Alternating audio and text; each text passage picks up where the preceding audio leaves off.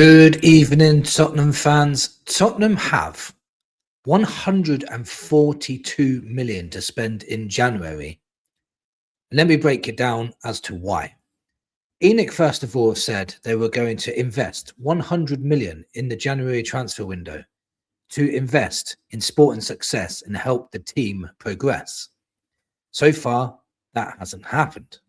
Yes, we spent 35 million on Conor Gallagher, but we sold Brennan Johnson for 35 million. Now, add to the fact that Spurs have made 42 million from this Champions League run so far after reaching the last 16 of the Champions League. Now, if Spurs were to progress even further in the Champions League, let's say get to the quarterfinals, then Spurs would gain even more money, an extra 10 million on top of that as well. Now, for Spurs to be sitting on all of this money after promising they want to back the manager, they want to concentrate on sport and success, they want to compete on all four fronts, why are we now in the news looking at signing someone like Raheem Sterling, for example, who would be a free transfer? Why are we looking at players like this? Players like, what's that guy left back from Liverpool, Robertson, who would have cost about 4 million. Why are we looking at that? And then when I hear fans say to me, yes, but they bring experience, they bring know-how. Sterling can have all the experience and know-how he wants, but he's not good enough to play in our first 11. We were told also that we'd only bring players in that would move the needle. One, Raheem Sterling does not move the needle for me. Robertson doesn't move the needle. I'd say Udogie and Spence are both better than him at left back. As it stands, Robertson has been one of the best left backs in the league in recent history, but now Spence and Udogie are over him. Sterling wouldn't get in our first 11 if we had everyone fit. He probably wouldn't even get off the bench. So that leads me to why. Why are ENIC doing this? Why are they not sticking to their word? Why are they not trying to sign players? And I don't want to hear it's difficult to get signings done in January, because I'm seeing Fulham signing Oscar Bob, which for me is a fantastic signing for Fulham. It is a really good signing. I'm seeing Crystal Palace signing Strang Larsen from Wolves, which for Palace is a very, very good signing. I'm seeing Manchester City sign Semenyo and Gueye.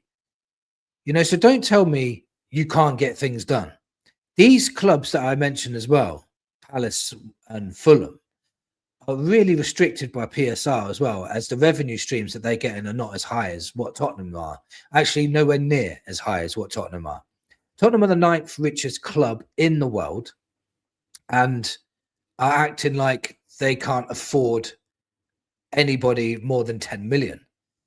When you say we need to only sign players that move the needle, that's why we haven't signed anyone yet, and we'd rather wait till the summer, that is also contradicted by the signing of Sousa, however you pronounce his name, the unknown 19-year-old Brazilian left back that we signed for 13 million.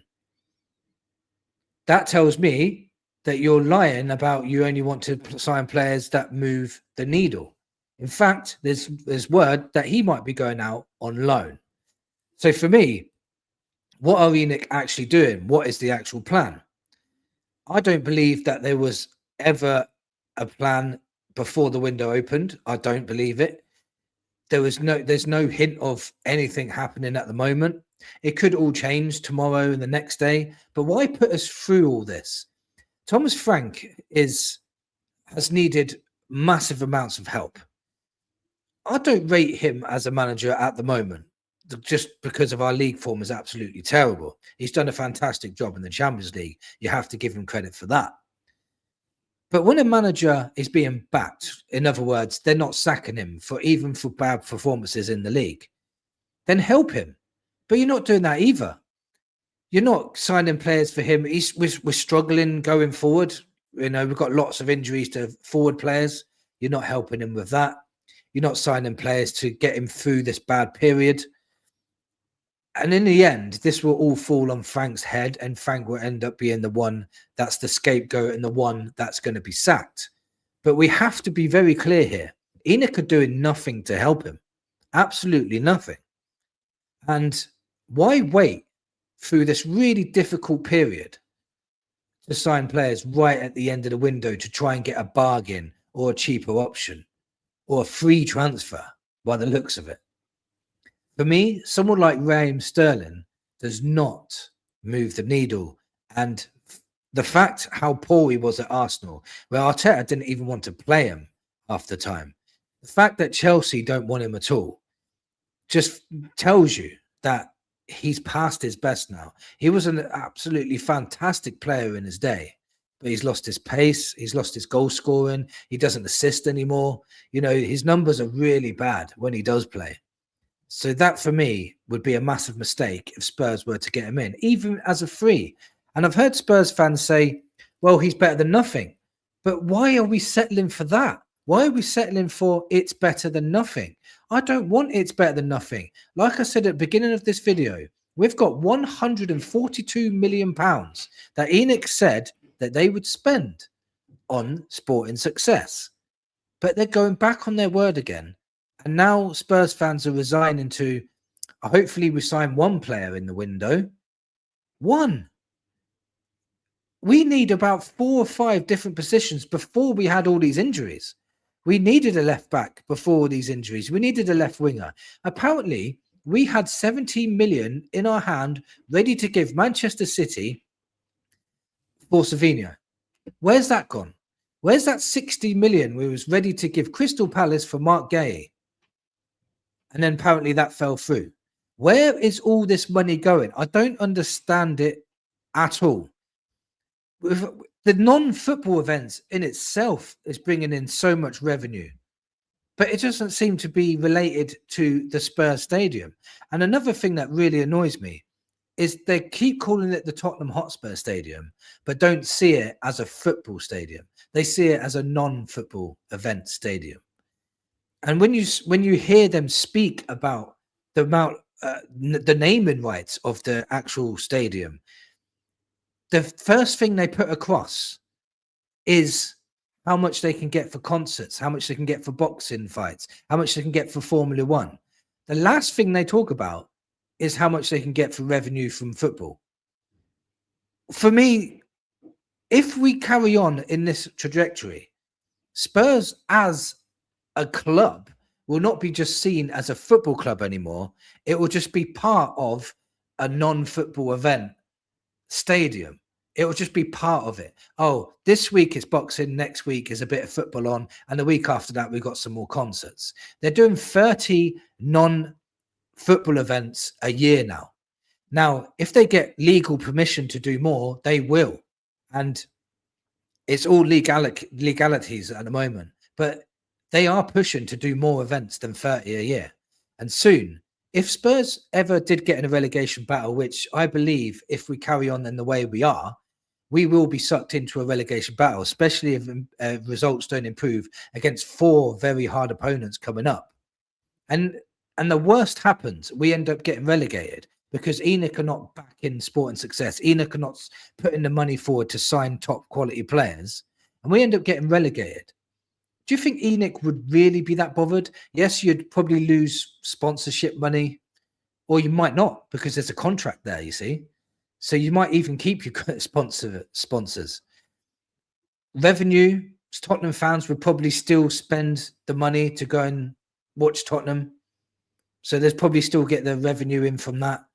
They can get revenue in from the 30 non-football events throughout the year as well.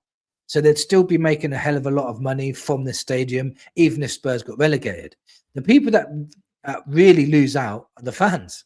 And the fans are the ones that put the money into this club. So ENIC, for me, at the moment, are heading into a direction that we don't want us to go in. But they only see pound signs. I don't think they really give a shit about Spurs. I really don't. And they're showing it every single transfer window and every single season. They just prove it time and time again. that they gaslight us and they lie, that they want us to succeed, but then their actions tell us a completely different story. So for me, it's very, very difficult at the moment to believe that they will sign any top quality players in this window. And don't get me wrong, I'm not deluded and to think that world-class players want to come to Spurs. We're at that point now. We're sunk to such a low level now. The attraction to Spurs is probably depleting year on year. But to say you can't improve the 11 that we have at the moment with a £40 million signing is delusional, because of course you can. There's so many players out there at the moment. I think Ademola Lookman is available. He wants to leave Atlanta. Atlanta have set a price tag for him, which is about 35 to 40 million. Spurs could go and snap him up whenever they want. And so far, they haven't done it. There's like Julian Alvarez out there, who used to play for Manchester City. He's saying he wants to get out of where he's playing at. I can't remember what team he's playing for at the moment. But he's a good quality striker that you could get in. You can go for Igor Thiago from Brentford, who scored 16 goals and got 1 assist for Brentford this season. A top striker. Put the money down and say you want him. You know, I think Thomas Frank signed him for Brentford in the first place, so he knows all about him. But it just feels like we're doing nothing. There's so many options out there that Spurs can go for that would improve our first 11, in my opinion. But signing players like Sterling is not going to move the needle whatsoever. So I'm really not sure what the hell is going on, but we really do need to get a forward player in, especially a left winger and a striker, really. We really need it.